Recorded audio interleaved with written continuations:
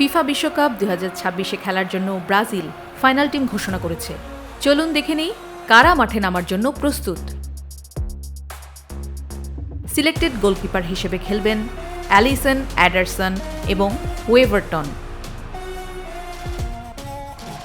Selected defender হিসেবে খেলবেন Alex Sandro, Bremer, Danilo, Douglas Santos, Gabriel Magalhaes, Ibanez, Leo Pereira, Marquinhos এবং Wesley.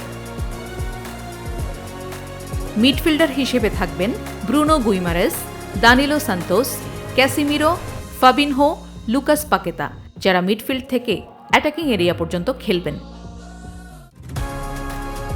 এছাড়া ফরওয়ার্ডে খেলার জন্য selected Endrick, Gabriel Martinelli, Igor Thiago, Luiz Henrique, Matheus Cunha, Neymar Junior, Raphinha, Rayan, Vinicius Junior. প্রধান coach হিসেবে team lead করবেন Carlo Ancelotti.